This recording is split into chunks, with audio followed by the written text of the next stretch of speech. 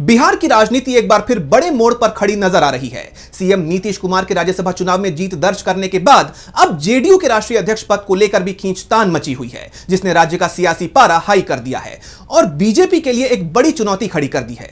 तो क्या कुछ चल रहा है इस वक्त बिहार की सियासत में और क्या है ये पूरी खबर, जानेंगे इस रिपोर्ट में। बिहार की सियासत में मचा बवाल अब और बढ़ता जा रहा है। नीतीश कुमार के राज्यसभा सदस्य बनने के बाद मुख्यमंत्री पद के लिए चर्चाएं शुरू हो गई हैं।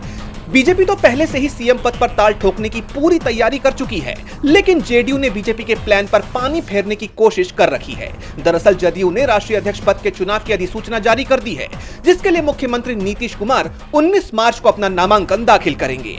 अगर नीतीश कुमार के अलावा किसी और ने नामांकन दाखिल नहीं किया तो 24 मार्च को वो चौथी बार निर्विरोध राष्ट्रीय अध्यक्ष चुन लिए जाएंगे और अगर कोई और दावेदार सामने आता है तो फिर 27 मार्च को चुनाव करवाया जाएगा।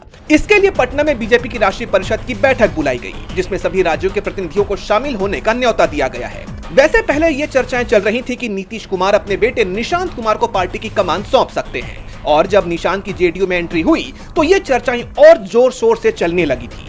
लेकिन अब जिस तरह से नीतीश कुमार खुद अध्यक्ष पद की कुर्सी पर बने रहने का फैसला कर चुके हैं, उसके बाद सवाल उठ रहे हैं कि कहीं सीएम पद को लेकर भी उनका मन बदल तो नहीं रहा। बता दें कि जेडीयू राष्ट्रीय स्तर पर अपनी पहचान बनाए रखना चाहती है और उसका मानना है कि नीतीश कुमार के अध्यक्ष पद पर बने रहने से पार्टी में स्थिरता आएगी, जिसे लेकर पटना में राष्ट्रीय परिषद और राष्ट्रीय कार्यकारिणी की बैठक आयोजित करने की भी तैयारियां चल रही हैं। हालांकि तारीख अभी तय नहीं हुई है, लेकिन ये जानकारी सामने आई है कि देश भर के जेडीयू डेलीगेट्स इस बैठक में शामिल होंगे।